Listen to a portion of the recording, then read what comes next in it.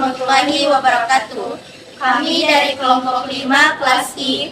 Di sini kami akan membuat video presentasi terkait materi konsep kritisisme menurut Immanuel Kant. Assalamualaikum warahmatullahi wabarakatuh. Puji syukur kita panjatkan atas kehadirat Allah yang Maha Esa, atas berkat dan rahmatnya sehingga kita masih bisa berada di tempat ini.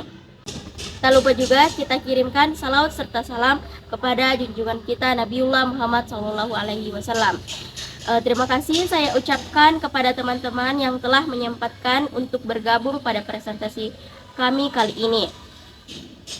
Di sini saya Usma Wiranti selaku moderator akan memandu jalannya diskusi terkait materi konsep kritisisme menurut Immanuel Kant. Langsung saja kita simak pembahasannya. Kepada pemateri pertama, Andi Indah Mahadewi, saya persilahkan. Baik, terima kasih atas kesempatan yang sudah diberikan. Di sini saya akan membacakan isi presentasi yang akan dipaparkan. Yang pertama ada sintetis, rasionalisme, dan empirisme. Yang kedua, kategori pemahaman sebagai struktur dasar pengetahuan. Yang ketiga, batasan pengetahuan manusia. Yang keempat, peran aktif subjek dalam pembentukan pengetahuan. Yang kelima, implikasi terhadap batas ilmu. Yang keenam, cara Immanuel Kant mendefinisikan kritisisme dan latar belakang pemikirannya. Yang ketujuh, landasan epistemologi Kant. Dan yang terakhir, pengaruh kritisisme Kant terhadap pemahaman kita tentang pengetahuan, realitas, dan moralitas. Saya masuk ke pendahuluan. Kritisisme merupakan tonggak penting dalam perkembangan filsafat modern yang dikembangkan oleh Immanuel Kant sebagai upaya sintesis antara dua aliran besar pada masanya, yaitu rasionalisme yang menekankan peran akal dan empirisme yang mengedepankan pengalaman indrawi. Melalui pendekatan kritis ini, Kant berusaha menjawab pertanyaan mendasar mengenai bagaimana pengetahuan dimungkinkan, serta sejauh mana kemampuan akal budi manusia dapat memahami realitas secara objektif. Penelitian ini bertujuan untuk menguraikan secara komprehensif konsep dasar kritisisme Kant, posisi epistemologisnya, serta implikasinya terhadap perkembangan pemikiran filsafat. Selanjutnya, baik dalam ranah epistemologi, metafisika, maupun etika.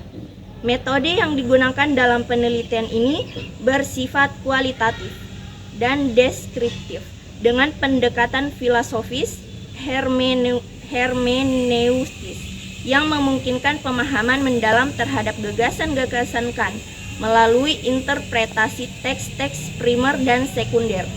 Hasil kajian menunjukkan bahwa Kant menekankan pentingnya struktur a priori dalam pikiran manusia seperti ruang, waktu, dan kategori intelek yang menjadi landasan bagi kemungkinan pengalaman. Selanjutnya, definisi kritisisme menurut Kant. Kritisisme menurut Kant adalah pendekatan filsafat yang bertujuan untuk mengkaji batas-batas dan validitas kemampuan akal manusia dalam memperoleh pengetahuan.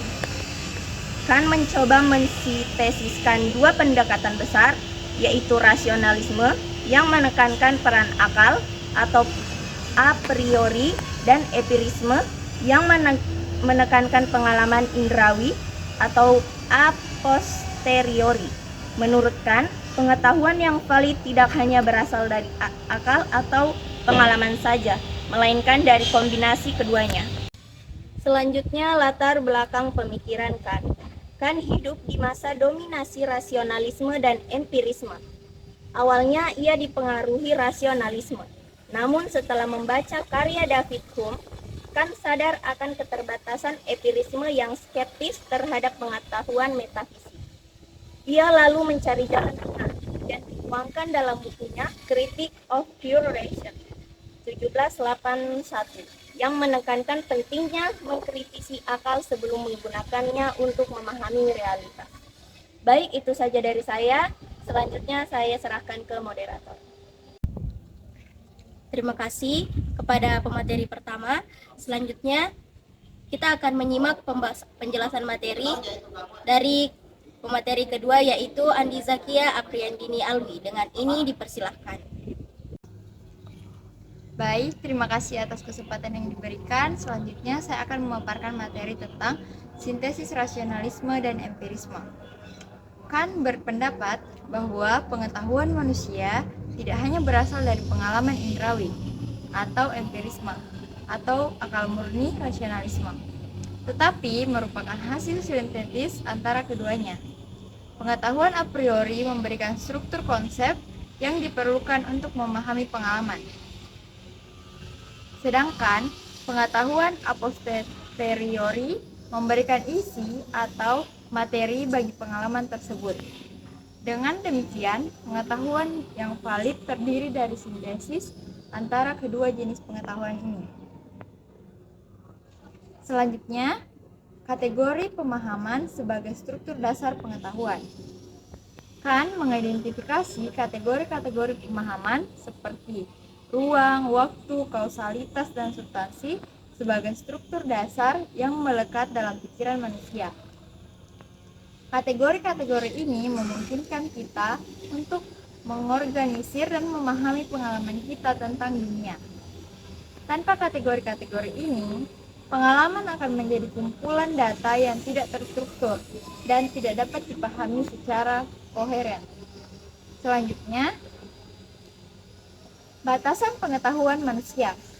Meskipun Kant mengakui pentingnya pengalaman dalam memperoleh pengetahuan, ia juga menekankan bahwa pengetahuan manusia terbatas oleh struktur a priori dari pikiran manusia.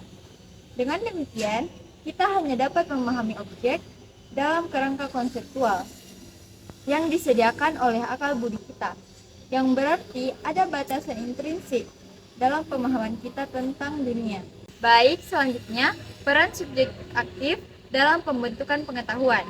Dalam pandangan Kant, subjek tidak hanya pasif, namun menerima pengalaman, tetapi juga aktif dalam memproses dan mengorganisir pengalaman tersebut. Pikiran kita memiliki peran penting dalam membentuk pengetahuan kita tentang dunia.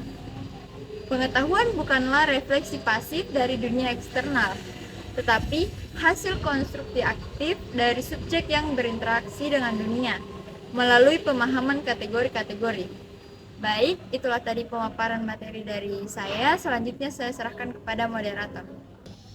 Terima kasih kepada pemateri kedua atas penjelasannya. Selanjutnya kami akan menyimak penjelasan dari pemateri ketiga, yaitu Reski Amalia Amali. Dengan ini saya persilahkan. Baik, terima kasih atas kesempatan yang diberikan. Selanjutnya saya akan membacakan materi implikasi terhadap batas ilmu.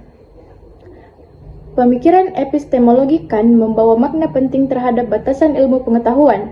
Kant membedakan antara fenomena, dunia yang kita alami, dan noumena, dunia yang ada di luar pemahaman kita. Menurut Kant, kita hanya dapat mengetahui fenomena, sementara noumena tetap berada di luar jangkauan kita. Hal ini diketahui menunjukkan bahwa ada batasan dalam apa yang dapat diperoleh oleh ilmu pengetahuan, dan bahwa pengetahuan kita selalu terbatas pada struktur konsep yang ada dalam pikiran kita. Selanjutnya, pengaruh kritisisme Kant terhadap pemahaman tentang pengetahuan, realitas, dan moralitas. Epistemologi Immanuel Kant tidak pernah dapat dilepaskan dari keberadaan dua aliran besar tentang pengetahuan, yaitu rasionalisme dan empirisme. Teori pengetahuan yang dikembangkan oleh Plato dan Descartes yang disebut dengan rasionalisme menegaskan bahwa pengetahuan hanya akan ditemukan dengan menggunakan akal. Selanjutnya, analisis. Immanuel Kant mendefinisikan kritisisme sebagai pendekatan filsafat yang bertujuan untuk mengkaji batas-batas dan validitas akal manusia dalam memperoleh pengetahuan. Dalam pembahasan, definisi ini dijabarkan dengan baik sebagai respons terhadap perdebatan antara dua aliran besar, yakni rasionalisme dan empirisme. Latar belakang pemikiran Kant dijelaskan secara historis dan logis, menunjukkan bagaimana ia awalnya dipengaruhi oleh rasionalisme, namun kemudian tersadar akan kelemahannya melalui kritik David Hume terhadap empirisme. Ini menjadi dasar munculnya pemikiran kritis Kant yang berpijak pada kebutuhan untuk mengevaluasi kemampuan akal sebelum digunakan dalam memahami realitas. Selanjutnya, argumen. Argumennya adalah bahwa pendekatan kritisisme Kant muncul sebagai kebutuhan mendesak untuk menyelesaikan kebutuhan filosofis antara rasionalisme dan empirisme. Rasionalisme yang menekankan peran akal sepenuhnya dan empirisme yang hanya mengandalkan pengalaman inderawi, gagal memberikan landasan pengetahuan yang utuh dan menyeluruh. Argumennya adalah bahwa pendekatan kritisisme Kant muncul sebagai kebutuhan mendesak untuk menyelesaikan kebutuhan filosofis antara rasionalisme dan empirisme. Terima kasih kepada pemateri ketiga, yakni pemateri terakhir. Langsung saja saya akan menyimpulkan pembahasan kita dari awal hingga akhir ini. Dengan ini, pemikiran kritisisme Immanuel Kant merupakan sintesis antara rasionalisme dan empirisme yang menegaskan bahwa pengetahuan yang valid berasal dari perpaduan antara akal dan pengalaman. Kant mengkritisi batas-batas kemampuan akal manusia dalam memperoleh pengetahuan dan menekankan pentingnya memahami struktur bawaan dalam pikiran manusia yang membentuk pengalaman. Gagasan ini lahir sebagai respon terhadap keterbatasan masing-masing aliran sebelumnya dan dituangkan secara sistematis dalam Critique of Pure Reason yang menjadi landasan penting dalam epistemologi modern. Epistemologi Immanuel Kant menunjukkan upaya sintetis antara rasionalisme dan empirisme. Kant menekankan bahwa pengetahuan tidak hanya berasal dari pengalaman, tetapi juga memerlukan struktur yang dibawa oleh subjek.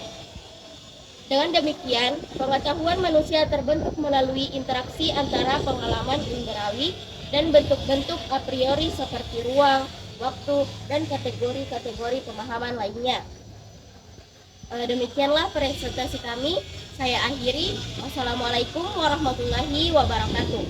Itulah tadi video pemaparan dari kelompok kami. Terima kasih.